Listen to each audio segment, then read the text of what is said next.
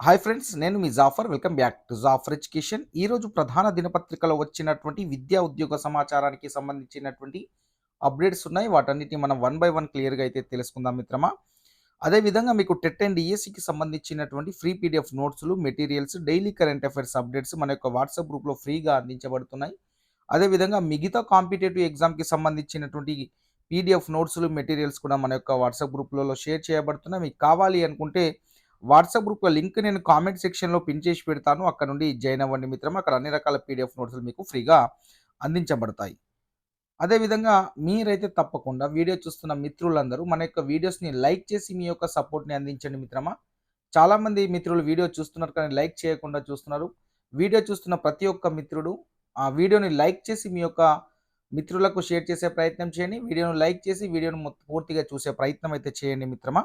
Right, ఇక్కడ మొదటి update చూసుకున్నట్లయితే మిత్రమా, మరో 35,000 ఉద్యోగాలు అంటే ఇప్పటికే నోటిఫికేషన్లు జారీ చేశాము, త్వరలోనే భర్తీ చేస్తామని చెప్తున్నారు. దాదాపుగా ఇక్కడ ఈ 35,000 ఉద్యోగాల్లో 11,062 అనేటివి మన యొక్క డిఎస్సికి సంబంధించిన ఖాళీలు కూడా ఫిలప్ చేయబోతున్నారు.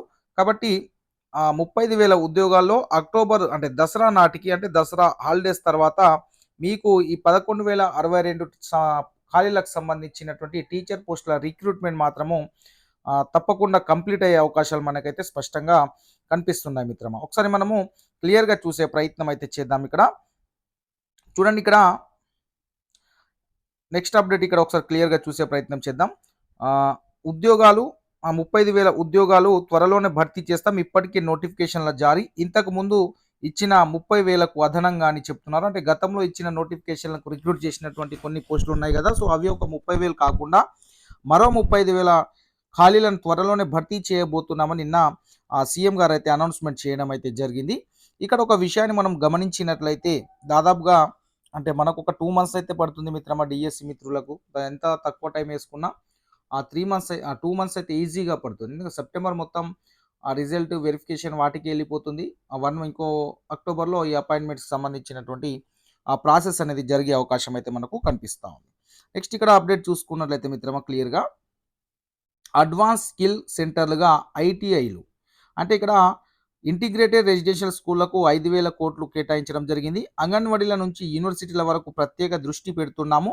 వర్సిటీ విద్యా పరిశ్రమలకు ఉపయోగపడేలా మార్పు డిప్యూటీ సీఎం బట్టి విక్రమార్క గారు చెప్పారు. ఇక్కడ చూసుకున్నట్లయితే అడ్వాన్స్ స్కిల్ సెంటర్లుగా ఐటీఐలను అయితే రూపొందించబోతున్నారు. సో ఐటీఐ ఏవైతే ఐటీఐ కళాశాలలు ఉన్నాయో వాటిని రూపొందించడం జరుగుతుంది స్కిల్ సెంటర్లుగా. సో ప్రతి ఒక్క అభ్యర్థి ఈ స్కిల్ సెంటర్లలో సీట్ వస్తే వాళ్ళకి ఏదో ఒక స్కిల్స్ నేర్పించి వారికి ఉపాధి కల్పించే విధంగా ఈ యొక్క స్కిల్ సెంటర్లు అయితే ఉండబోతున్నాయి, అడ్వాన్స్ స్కిల్ సెంటర్లు అనేటివి. కాబట్టి ప్రతి ఒక్క ఐటీఐ కళాశాలని అడ్వాన్స్ స్కిల్ సెంటర్లుగా అయితే వీళ్ళు అప్గ్రేడ్ చేసి అక్కడ అభ్యర్థులందరికీ ఐటీఐలో ఆ స్కిల్స్ నేర్పడం అనేది జరుగుతుందనేది వారి యొక్క ఇంటెన్షన్ అయితే కనిపిస్తూ ఉంది మిత్రమా. నెక్స్ట్ ఇక్కడ ఒకసారి చూసుకున్నట్లయితే నిన్న ఇవన్నీ ఎందుకు చేశారంటే ఈ వాక్యాలన్నీ నిన్న సివిల్స్కి ఎంపిక అయినటువంటి 135 మందికి అభ్యర్థులకు రాజీవ్ గాంధీ అభయహస్తం స్కీమ్ కింద ₹1,00,000 చెక్ల పంపిణీ నిన్న చేయడం జరిగింది. సో దాంట్లో భాగంగానే ఈ యొక్క స్టేట్మెంట్లు అనేటివి చేయడం అనేది జరిగింది. రైట్, ఇక క్లియర్‌గా దీంట్లో మనం మళ్ళీ అదే ఉంటుంది కాబట్టి దాన్ని చదవాల్సిన అవసరం లేదు. సో మీకు కావాల్సిన సమాచారాన్ని నేను ఇచ్చే ప్రయత్నం అయితే చేస్తున్నాను మిత్రమా. రైట్, నెక్స్ట్ ఇక్కడ ఒకసారి చూసే ప్రయత్నం చేద్దాం. ఈనాడులో రాశారు.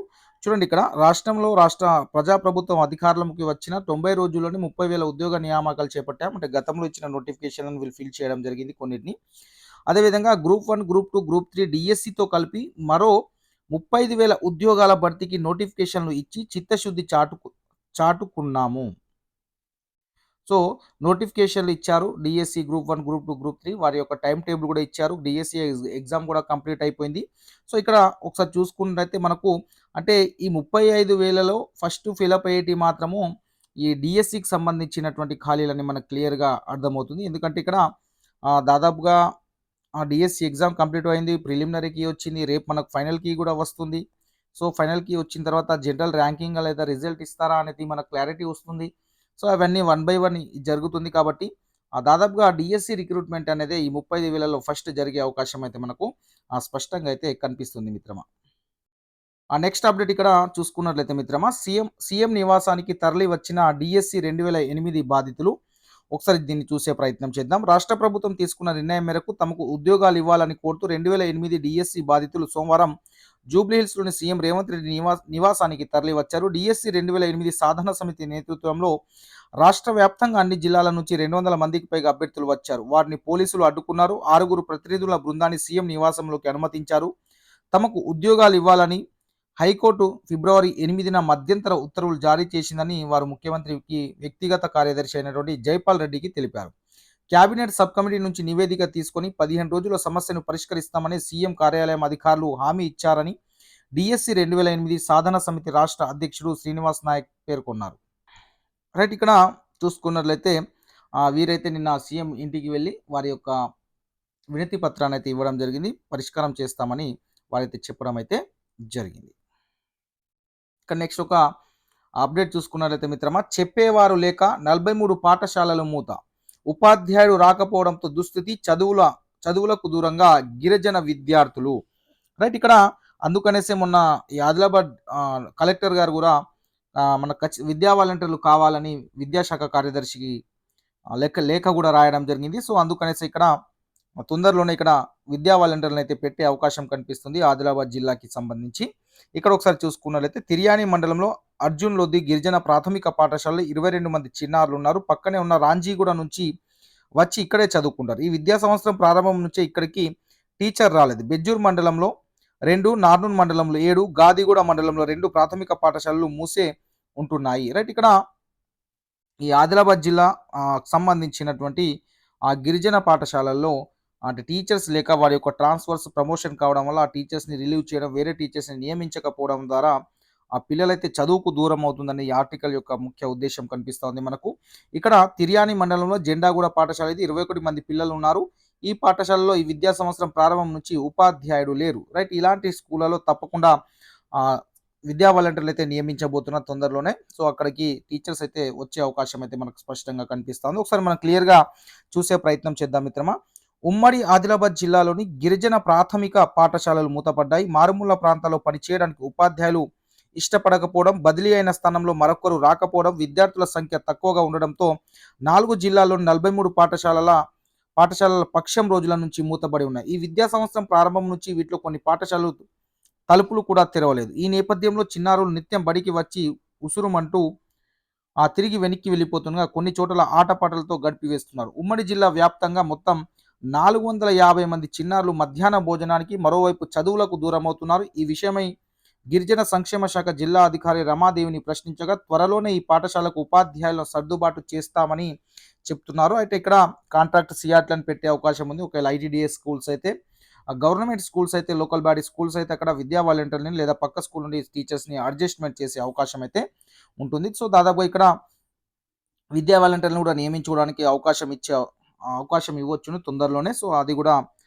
ప్రాసెస్ అయితే జరగవచ్చును. సో ఇక డిఎస్సి నుండి వచ్చి రావాలంటే మినిమం 2 మంత్స్ అయితే పడుతుంది. కాబట్టి ఆ లోపు వారికి వర్క్ అడ్జస్ట్మెంట్ ద్వారానా లేకుంటే వేరే విద్యా వాలంటీర్ పెట్టడం అంటే అకాడమిక్ ఇన్స్ట్రక్షన్స్ని పెట్టడం అనేది విద్యాశాఖ అధికారులు నిర్ణయం అనేది తీసుకుంటారు. రైట్, ఇక్కడ నెక్స్ట్ అప్డేట్ చూసుకున్నట్లయితే మిత్రమా, ఎన్ఐఓలో స్టెనోగ్రాఫర్లు గోవాలోని CSIR national institute of oceanography తాత్కాలిక ప్రాతిపాదికన 9 పోస్టుల భర్తీకి దరఖాస్తులు అయితే కోరుతుంది. జూనియర్ స్టెనోగ్రఫీకి సంబంధించి 5 ఖాళీలు, జూనియర్ సెక్రటరీ అసిస్టెంట్కి సంబంధించి దాదాపు ఒక 4 ఖాళీలు ఉన్నాయి. దీనికి అర్హత 10+2 ఇంటర్మీడియట్తో పాటు ఎక్స్పీరియన్స్ కూడా కావాలి. వేతన శ్రేణికి సంబంధించి నెలకు జూనియర్ స్టెనోగ్రఫీ పోస్టుకు 25,000 నుంచి 81,000 అంటే బేసిక్ పే 25,000 ఉంటుంది. జూనియర్ సెక్రటరియట్ అసిస్టెంట్ పోస్టుకు 19,900 బేసిక్ పే అయితే ఉండబోతుంది. దీనికి చివరి తేదీ వచ్చేసరికి మనకు ఆన్లైన్ చివరి తేదీ సెప్టెంబర్ 19 వరకు ఉంది. అదేవిధంగా ఇక్కడ వయసు చూసుకున్నట్లయితే 19/9/2024 నాటికి జూనియర్ స్టెనోగ్రఫీ పోస్టుకు 27 ఏళ్ళు, జూనియర్ సెక్రటరియట్ అసిస్టెంట్ పోస్టుకు 28 ఏళ్ళు అయితే మించకూడదు. ఫీజు ₹100. ఎస్సీ ఎస్టీ పీడబ్ల్యూడి మహిళలకు అయితే మినహాయించారు. సో మిగతా వాళ్ళ ₹100, మిగతా ఎస్సీ ఎస్టీ పీడబ్ల్యూడి మహిళలకు ఫ్రీగా అయితే అప్లికేషన్ చేసుకోవచ్చును. వెబ్సైట్ అయితే www.nio.res.in మీరు అప్లికేషన్ చేసుకోవచ్చు. నెక్స్ట్ ఇక్కడ చూసుకున్నట్లయితే బెంగళూరులో గ్రూప్ సి ఉద్యోగాలు. భారత ప్రభుత్వ రక్షణ మంత్రిత్వ శాఖకు చెందిన బెంగళూరులోని భారత్ ఎర్త్ మూవర్స్ లిమిటెడ్ ఒప్పంద ప్రతిపాదికన 100 పోస్టుల భర్తీకి దరఖాస్తులు కోరుతుంది.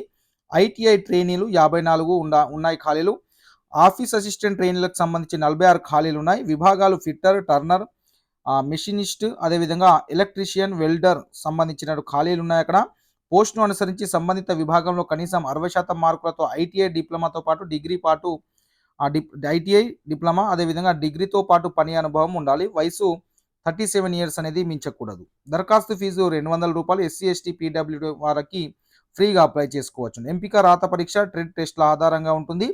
దీని ఆన్లైన్ దరఖాస్తు చివరి తేదీ వచ్చేసరికి సెప్టెంబర్ 4 వరకు అయితే ఉంది, గమనించండి. రైట్, ఇక్కడ నెక్స్ట్ చూసుకున్నట్లయితే మిత్రమా ఈఐఎల్లో మేనేజీరియల్ పోస్టులు అయితే ఉన్నాయి. ఇక్కడ చూసుకుని ఢిల్లీలోని ఇంజనీర్స్ ఇండియా లిమిటెడ్ ఒప్పంద ప్రతిపాదికన 77 పోస్టుల భర్తీకి దరఖాస్తులు కోరుతుంది. Engineer 2, officer 1, scientific officer 1, architect 2 ఖాళీలు, డిప్యూటీ మేనేజర్ 33, అదేవిధంగా manager 24, senior manager 12, deputy general manager 2, ఈ విధంగా ఖాళీలు అయితే ఉన్నాయి. విభాగాలు chemical, mechanical, civil, library, finance, architecture, electrical, అదేవిధంగా మెటలార్జీ తదితర ఖాళీలు అయితే ఉన్నాయి. అర్హత చూసుకున్నట్లయితే పోస్టును అనుసరించి సంబంధిత విభాగంలో సీఏ, బీఈ, బీటెక్ ఉండాలి తప్పకుండా.